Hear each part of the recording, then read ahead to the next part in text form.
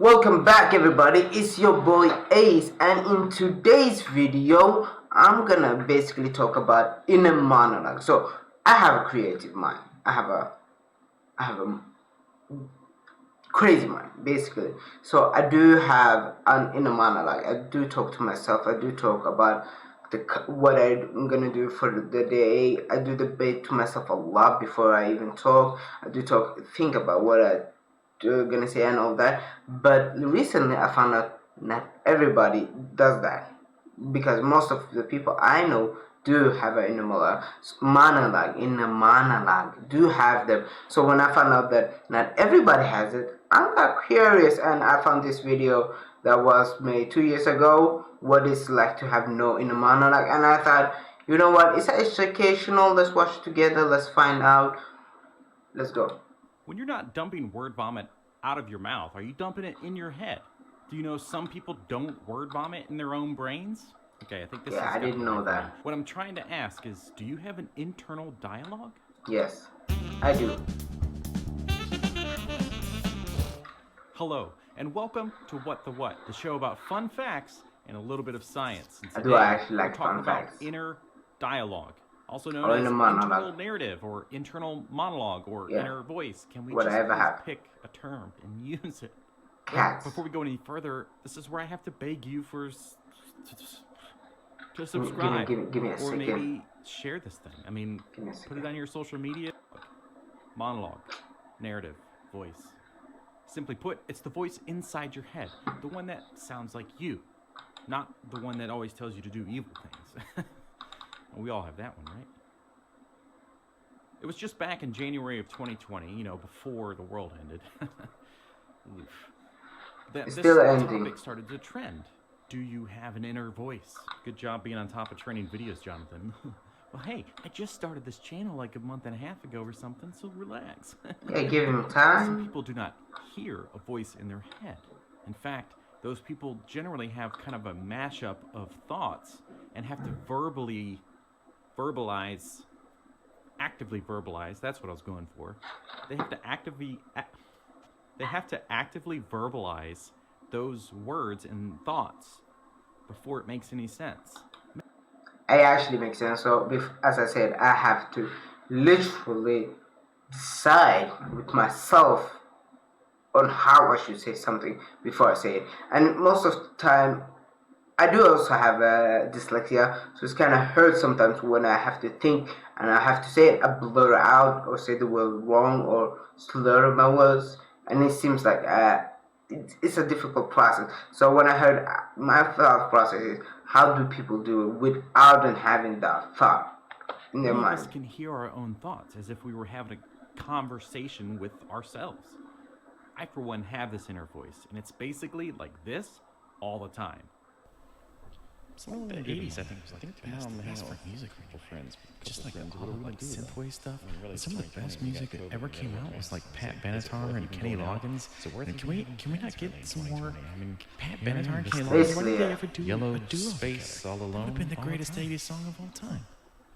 Russell Hurlburt is a professor at the University of Nevada, and he's been studying this topic for 40 years. Before cell phones were invented, Hurlburt invented and patented a device that would sit on people. What? Patented and invented a device that his users or test subjects could wear that would beep at random. When these devices would beep, the user or test subject would need to write down their thoughts that they were having in that precise moment. And they would have to do their best to very clearly state what was going on in their head. Hurlburt and his researchers found that many of the subjects struggled to clearly describe what their thoughts were.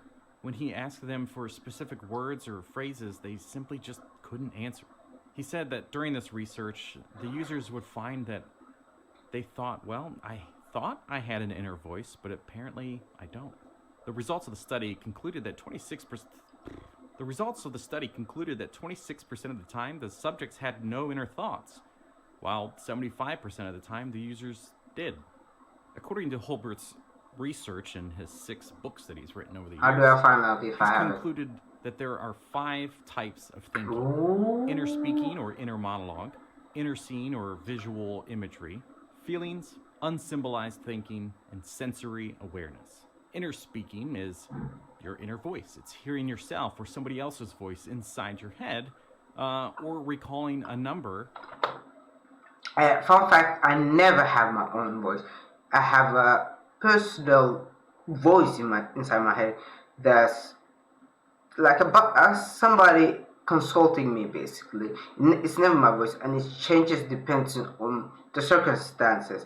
So if I'm watching a movie about a female lead, it may be a female voice trying to understand what's happening, or if I'm watching a blockbuster in action, if I watch a horror, it'd be like a deep rudest voice, like a horror voice, to make me understand the situation much better. In my opinion, is that's how I hear mine. Audibly in your head. Inner seeing is seeing a visual representation of your thoughts, or maybe a photo, almost like a No, I photo don't. of a place that you visited in the past. Feelings, a conscious experience of emotional process, such as feeling sad after a loved one has passed away. Unsymbolized thinking, so there's just nothing going on in there, like pouring a cup of coffee in the morning without telling yourself that you're going to do that. You know what? That feeling I had is when I'm actually dead tired. Like when I'm physically unable to do anything and I need to rest. That's the thoughts I have most of the time. The thoughts of, you know what? Let everything disappear. Look at the sky, look at the window, look at the wall. It doesn't matter what I'm looking at. I don't want to hear anything. Everything that goes inside my head from one ear to another. You're just kind of doing it. But that's when I'm just And extremely sensory exhausted. awareness. Now, this is a fun one. Paying attention to a sensory aspect for an unimportant reason, such as I'm listening to you talk, or you're listening to me talk, but maybe you caught that glass reflection, and that's what you're focused on. And I can tell you for myself that all of that is happening all the time. I'm constantly hearing my own voice, or if I'm reading somebody else's text, I can hear their voice. For example, if I need to recall the way text was typed out and there's a hard break at the end of the sentence, goes into the second line, I may actively pause to get back to the second line. And those that don't have that inner voice might say things like, they don't think or relish in bad memories or bad thoughts because they're just not thinking about it. If they're thinking, it's probably while they're speaking. When growing up, you may have heard an adult say, speak before you think. Nope, think before you speak. Some people just can't do that. And these people that don't have the inner voice or monologue have said that in movies or shows, when there's the voiceover of the character's thoughts, they always thought that was just for TV, that it's not real. And many of us, like me, it's nonstop. Check on your friends that are known for speaking their mind. These may be the people that don't have that inner voice because they're just saying as they're thinking. And for those of you that don't have the inner voice, find the friends like me that always seem to be kind of stuck or daydreaming or looking at something, or maybe I was distracted and I didn't hear what you said, because there's so much going on in here. So what's it actually like for those that do not have an inner voice? That's In one an I article want. by Madison Epting, she stated that she's one of those people that has no inner voice and always thought it was weird growing up.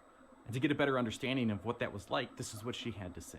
My responses to information in any facet come in two forms, auditory and visual.